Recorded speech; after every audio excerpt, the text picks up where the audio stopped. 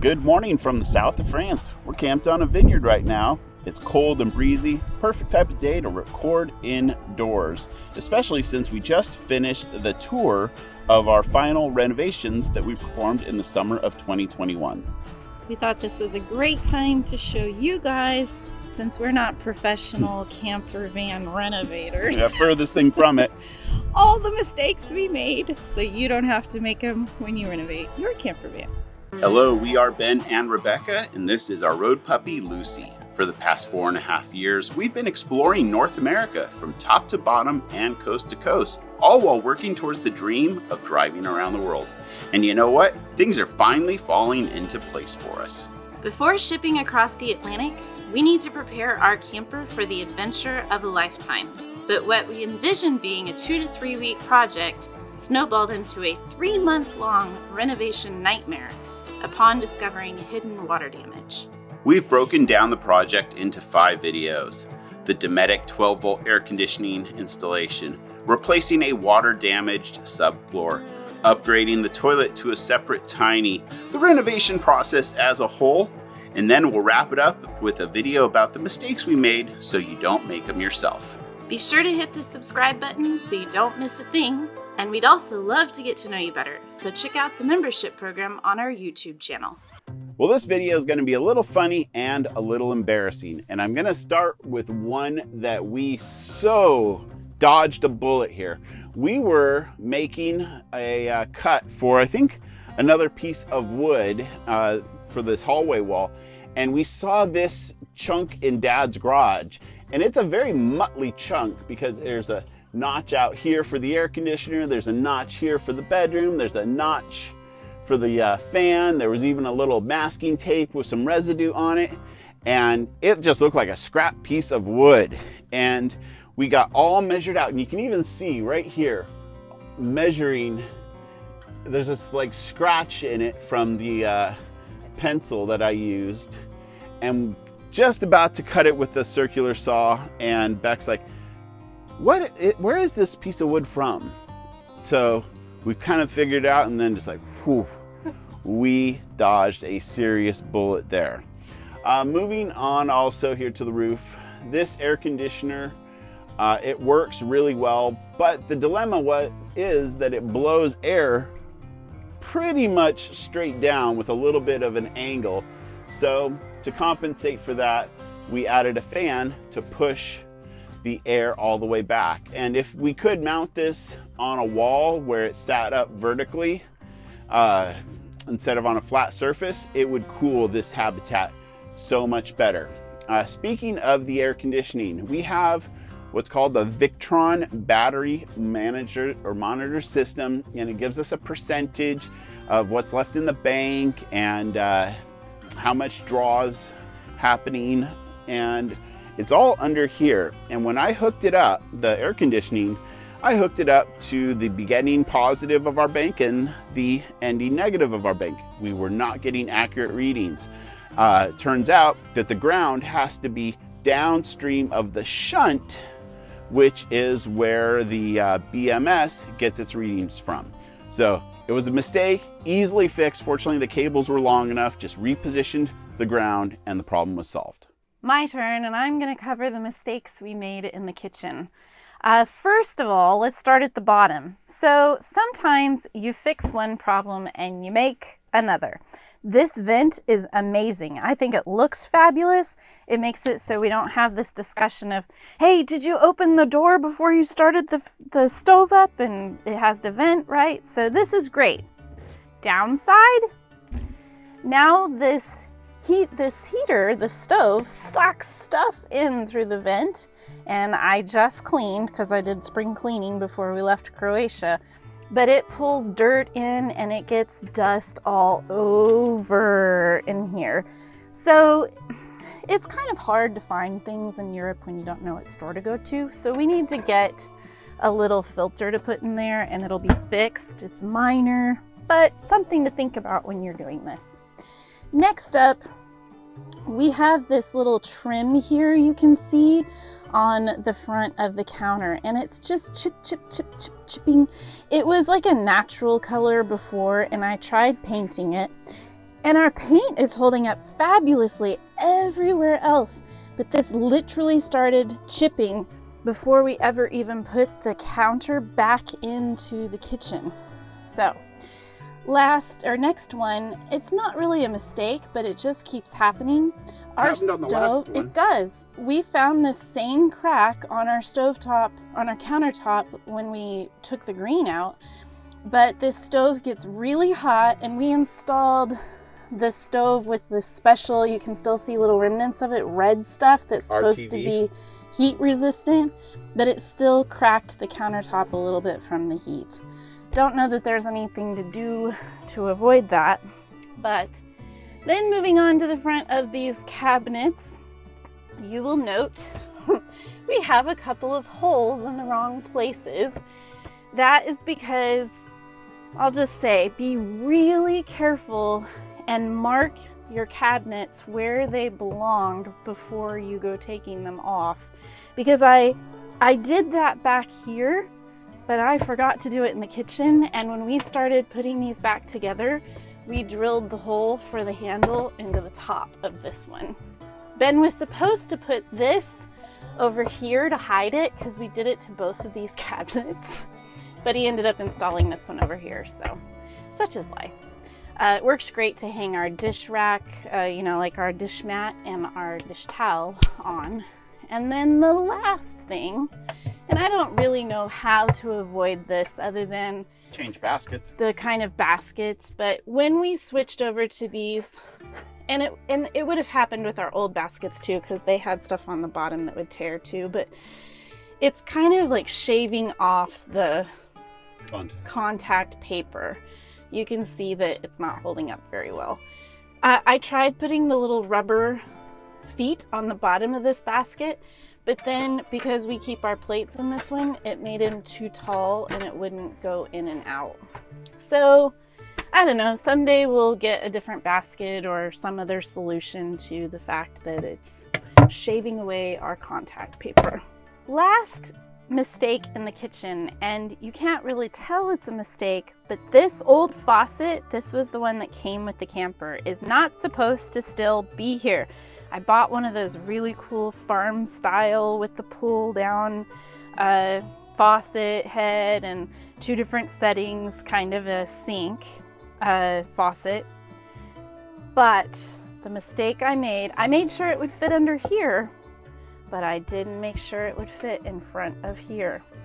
And so when we went to install it, this was already installed and we had already cut the hole for the faucet in this particular spot.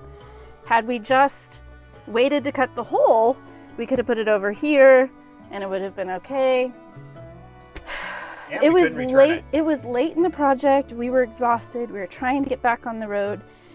There weren't a lot of other choices because we did this in the middle of a pandemic, and we couldn't return it because we'd had it since the very beginning of the project, which was only supposed to take 2 weeks and took 3 months. So we just put the old one back in, and here it is. Well, it's my turn again, and let's talk about this little map light here. Not only are there little Sharpie marks on it from when I was trying to mark things, but I also misdrilled a hole underneath there. So, oh well, it happens, but the map light does work and function the way it should. And if I didn't tell you about it, you wouldn't know that hole was even there. Or if you're lying in our bed looking up, you can still see it.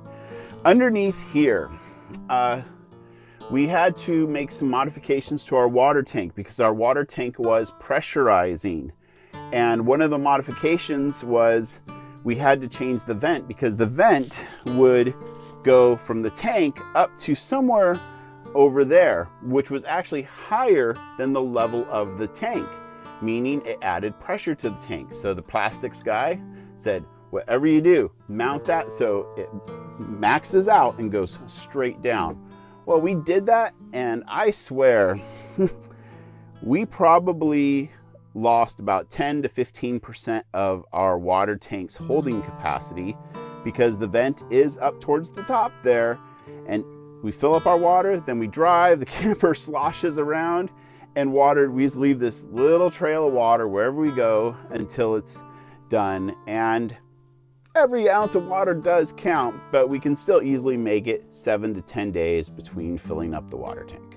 Before moving into the bathroom, which is where most of the errors actually happened, my dad and I must have put these walls here for the whole bathroom in about a dozen times. And lo and behold, on the very last time putting them in and actually gonna screw them down, I went and gouged the floor. And right now there's just a piece of masking tape covering it up, holding it down, but I'm just gonna probably put some type of a glue there. And then there's another gouge over there, pretty darn similar to that, so you don't need to see it, but man, I was so close. Like, we moved these so many times, and on the very last time, I gouged it twice. That sucks. Now it's time to move into the bathroom, and considering the fact that this is where most of the hardcore work, not just aesthetic changes, took place, it stands to reason it's also the place where we made the most mistakes. Well, as usual, let's start from the bottom, and you see we have that stainless steel custom-made shower pan, which required extremely precise measurements to make sure that it fit into the bathroom, hence the 12 times in with the wall. You can see Ben was close, but not quite there. There's just a little bit of extra space on that outer edge. Furthermore, that extra little piece you see right here, yeah, this was all supposed to be one piece, and well, it didn't go back in that way. It works. But it looks good in the end, and we made it work, but it took some serious finagling right at the end. Back to the shower pan, there is one more issue with it, which the reality is we knew that this was going to be a problem, but because of the way we needed to mount our toilet, there was nothing we could do about it. So on a normal shower pan, you would want a little bit of a grading as you go down into your drain. We don't have that. It's a flat shower pan, and so it means that it doesn't necessarily drain fabulously. But we decided it was better to have to push the water into the drain than sit like this every time you go potty. Next thing to talk about in the bathroom is the toilet. We've mentioned that it's a separate toilet from Sweden. Consider the fact that we were doing this remodel in the midst of a pandemic and our toilet options were pretty limited. But we knew we really didn't want to go back to a cassette toilet. And well, we weren't thrilled with what we were hearing about the composting toilets. So we decided to opt for this separate toilet, and we'll do a whole video on our review after having used it for half a year. But it takes up a lot of space, and you have a lot less shower room because of that. You're also seeing that we have a trash bag hanging on the wall of our shower, and that is because, well, it turns out the separate toilet is not ideal for a wet bath. And if you let water seep into that back crack behind the lid, it ends up in the part that's supposed to be dry with your Salt. excrement. So my mom made us this really cool toilet cover, and it fits perfectly, but it turns out the material I gave her to use isn't waterproof either. So we need to make a hardware store run where I can get some silicone and some mineral spirits, and apparently I can whip up a concoction and waterproof it.